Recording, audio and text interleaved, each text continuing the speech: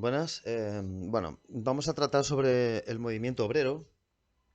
Recordad que el movimiento obrero tiene fundamentalmente como origen o como punto de partida el proceso de industrialización que arranca desde la Revolución Industrial.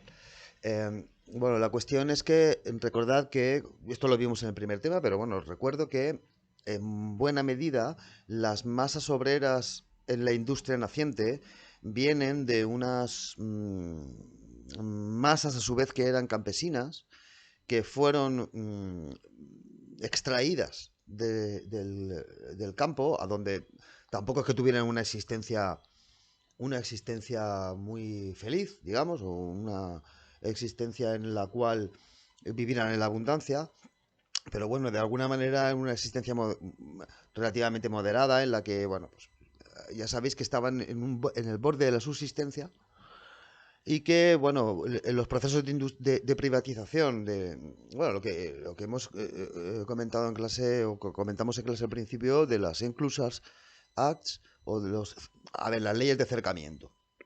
Las leyes de acercamiento que fundamentalmente lo que hacen es eliminar la posibilidad de que esas masas que no son o que no tienen un margen de subsistencia en el campo suficiente tengan que emigrar a las ciudades y constituyan la masa que servirá para desarrollar la industria. En una cuestión fundamentalmente de carácter económico,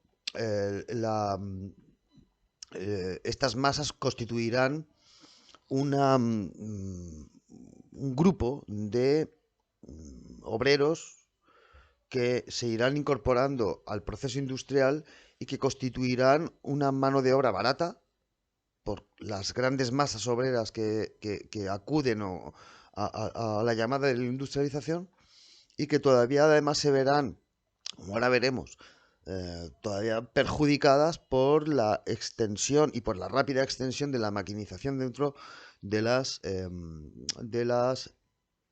industrias, de las fábricas. Bien, el movimiento obrero, al contrario de lo que muchas veces se dice, no fue un movimiento mundial. Tuvo que ver fundamentalmente en aquellos países y en aquellos territorios donde la industrialización se aceleró. Fundamentalmente vamos a encontrarnos el movimiento obrero en territorios como Inglaterra, por supuesto, que es a donde se inicia la revolución industrial. Nos lo vamos a encontrar también, sobre todo, en lugares como Alemania, como Francia, y, y de una manera muy precaria, aunque pueda esto resultar sorprendente, en países como, por ejemplo, Rusia, que era un país todavía muy agrícola, ¿de acuerdo? Países como España o como los países hispanoamericanos, el movimiento obrero se atrasará porque la industrialización también se atrasó, ¿de acuerdo? Y no tendrá, por lo menos hasta el principio del siglo XX, no tendrá bueno, y bastante avanzado el siglo XX ya, fundamentalmente en los años 30, ¿eh? No tendrá una implantación demasiado importante y demasiado grande, fundamentalmente por esta razón, porque son territorios donde la industrialización no se verifica hasta más adelante. Fijaos que luego después donde van a haber, por ejemplo, problemas de anarquistas en España y problemas con el anarquismo y tal, bueno, fundamentalmente será en Cataluña, ¿vale? Que es, bueno, a ver, en Cataluña, no en Barcelona. En Barcelona, porque el resto de Cataluña sigue siendo un territorio agrícola, a donde se produce una industrialización relativamente acelerada será en la ciudad de Barcelona, igual que en cuanto a la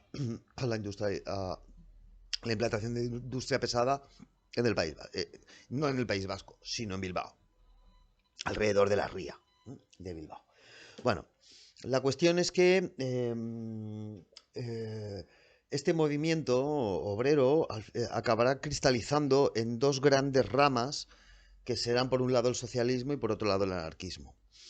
Ambas ramas que no comparten, y luego después lo veremos,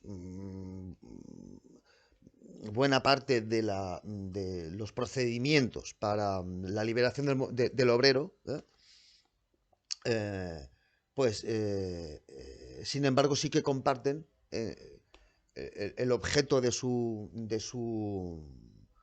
incidencia, es decir, ambos forman parte del movimiento obrero, los dos pretenden una renovación social y un ataque fundamentalmente al capitalismo. ¿De acuerdo? Es decir, acabar con la economía capitalista, sustituirla por unos procesos de colectivización y, y luego después diferirán, ya lo explicaremos luego después más adelante, pero diferirán, bueno, pues en los métodos a través de los cuales acabar con el capitalismo. Bien, la cuestión es que todo esto se va a producir fundamentalmente a mitad del siglo XIX, que me refiero a esta cristalización del movimiento obrero en ideologías concretas. Fundamentalmente, bueno, hay una fecha que es 1848, que es la publicación del Manifiesto Comunista. ¿Vale? Es decir, que es antes del gran libro de Carlos Marx, que es El Capital. El Manifiesto Comunista, que es un pequeño, pues eso es un manifiesto, es un libelo, es un pequeño panfleto sobre, bueno, pues que ponen las bases de ese movimiento obrero. Ya os digo que este movimiento obrero, que tendrá un carácter revolucionario desde el principio, bueno, pues bueno, se verá temperado a principios del siglo XX por la mejora de las condiciones que los estados imponen a las empresas en cuanto a los obreros. Mirad, en un primer momento, es decir, a finales del siglo XVIII, Inglaterra fundamentalmente, pero sobre todo desde principios del siglo XIX, lo que nos encontramos es con una industrialización salvaje en la cual el trabajador carece absolutamente de derechos. Es decir, está sometido sin ningún tipo de cortapisa a las leyes del mercado. Grandes masas de trabajadores, esto por lo tanto impone una reducción de salarios, unas condiciones de trabajo malas, porque al haber mucha oferta de mano de obra, pues no se puede, pues bueno, pues tienen que tragar con lo que se les dé, y así quieren trabajar. Fundamentalmente, bueno, la cuestión de la del trabajo infantil, del trabajo femenino. A ver, en cuanto a esto del trabajo femenino, tened en cuenta que eran una competencia. A ver, el trabajo infantil y el trabajo femenino es una especie de competencia desleal. En el sentido de que se les paga menos. Y además, claro, esto va a producir graves problemas en una sociedad que no tiene un estado social. Es decir, los niños, si no están con su madre, ¿dónde están?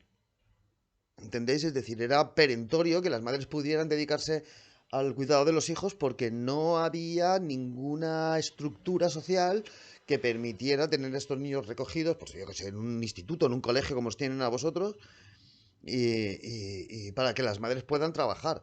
Además, constituían una fuente de desigualdad en el sentido y de aumento de la oferta de la mano de obra.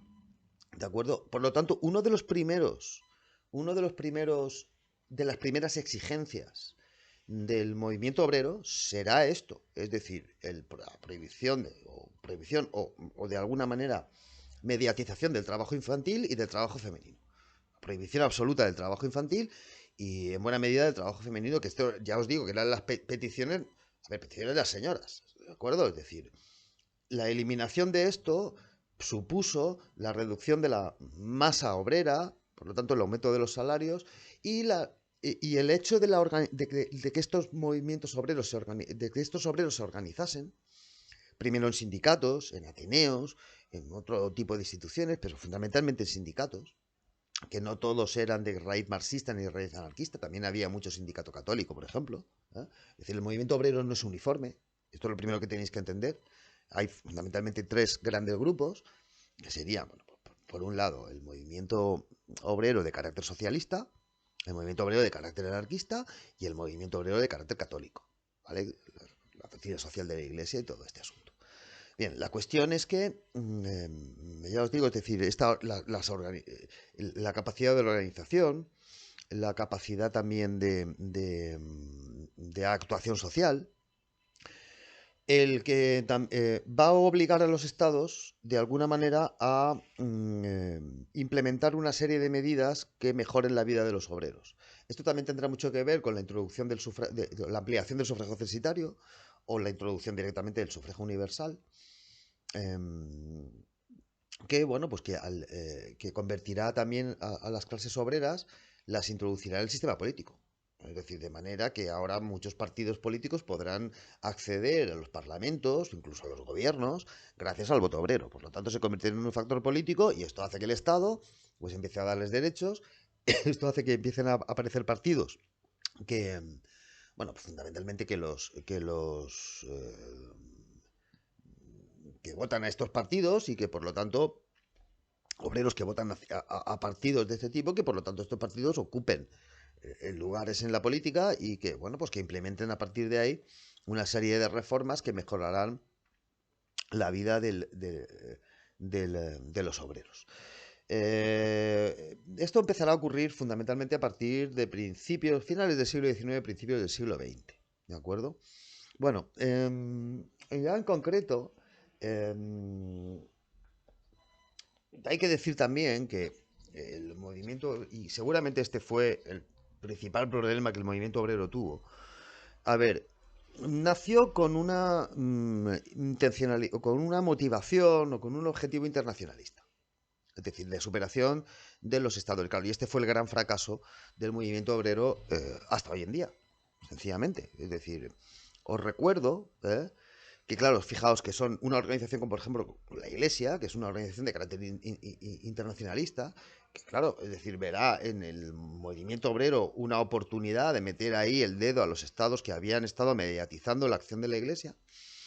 Lo mismo podemos decir, por ejemplo, bueno, y el socialismo, tanto como el anarquismo, negarán que los estados sean organizaciones, digamos, entre comillas, naturales de la población, y que lo normal o que lo natural es que la gente se organice en función de sus intereses y de su conciencia de clase.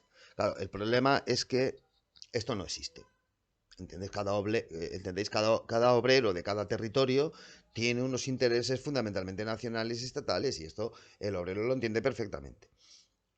¿Se puede corroborar esto que estoy diciendo con la historia? Pues efectivamente. Fijaos que en 1848, que es el momento en el que aparece el Partido Comunista, obreros de todo el mundo unidos, es el momento de la primavera de los pueblos. Es decir, que de alguna manera el movimiento obrero, en este aspecto, este ha sido el talón de Aquiles del movimiento obrero, nace prácticamente muerto en su expansión política. Esto lo vamos a volver a ver al principio de la Primera Guerra Mundial. Es decir, cuando los partidos socialistas dicen o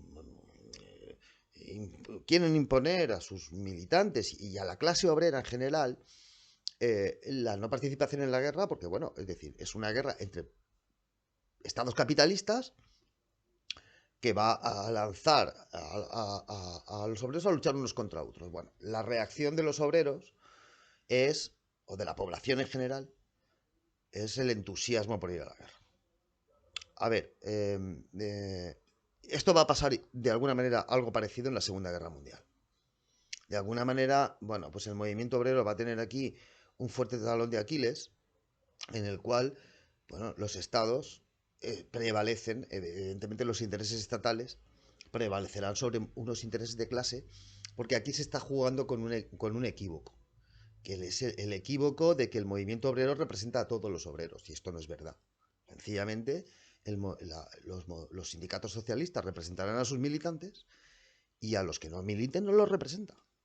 Es decir, esta idea que es muy recurrente dentro de los partidos de izquierda, de los sindicatos y tal y cual, de que el socialismo, los partidos socialistas y los partidos comunistas representan a la totalidad de los obreros, esto es mentira.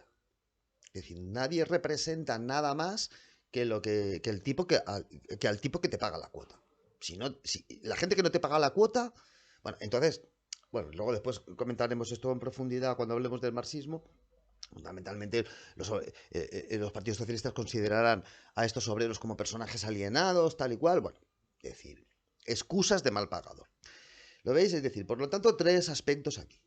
El origen del movimiento obrero estaría en los procesos brutales de industrialización.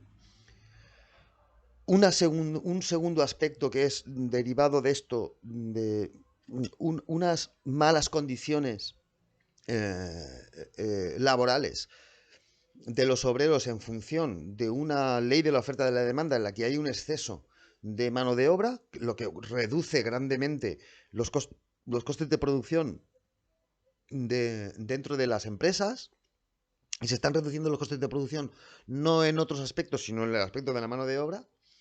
Bueno, y la organización de estos trabajadores que conseguirá de alguna manera una modificación de la percepción de los estados con respecto a la población obrera, con, bueno, pues con unas leyes que empezarán a favorecer un trabajo más unas condiciones laborales mejores, eliminación del trabajo infantil, del trabajo femenino. Esto supuso el aumento de los salarios de los trabajadores. Y bueno, más adelante veremos ya avanzar en, bueno, pues en la adquisición de derechos tales como las vacaciones pagadas, los seguros de accidente, seguros de enfermedad, bueno, etcétera, ¿vale? Bueno, vamos a pasar y bueno, luego después como último aspecto, característica, el internacionalismo que el movimiento obrero llevará consigo fundamentalmente en todas sus ramas, y que bueno, que de alguna manera pues será pues uno de los elementos más eh, que introducirán cierta debilidad dentro de este movimiento obrero. Es decir, esta pretensión de internacionalismo que no llegará a cuajar nunca y que no se verificará. ¿De acuerdo? Es decir, los obreros seguirán siendo obreros franceses, alemanes o británicos y no considerarán que su condición de obreros esté por encima de su condición patriótica, de su condición nacional. Os recuerdo también, por ejemplo, que la Unión Soviética, cuando Stalin se ve tiene a Hitler a las puertas de Moscú y se le ponen aquí, entonces lo que hace es decir, hablar de la guerra patriótica. Es decir, que sepáis que la Segunda Guerra Mundial en Rusia se conoce como la Gran Guerra Patria. Es decir, porque se dio cuenta de que si necesitaba que los rusos fueran a la guerra, no les podía decir que fueran por la clase obrera. Es decir, porque entonces, pues Piotr, Sergei e Iván, pues no iban a la guerra. O no se le iban a tomar muy en serio. Entonces la cuestión es que, ¿no? Dijo, es decir, la gran guerra patria, es decir, vamos a salvar a Rusia, la madre Rusia, y tal y cual. Vale. O a la Unión Soviética o lo que fuera en ese momento. Bueno, la Unión Soviética en ese momento, pero bueno, siempre la cuestión de Rusia flotando por el fondo porque la Unión Soviética no fue nada más que la expansión imperial rusa. ¿De acuerdo? Bueno, vamos a pasar ahora en un siguiente vídeo, este vídeo que sirva de introducción, pasaremos a hablar ya de los distintos tipos de ideologías obreristas, bueno, de algunos movimientos previos o iniciales, como es el ludismo, el cartismo inglés, etcétera, para pasar luego después a explicar qué es el anarquismo y qué es el socialismo fundamentalmente y cuál es la doctrina social de la Iglesia. Y bueno, y posteriormente ya, bueno, la cristalización de esto en las organizaciones internacionales, lo que se llaman las internacionales, ¿vale? Bueno, pues nada, el primer vídeo de momento de introducción hasta aquí.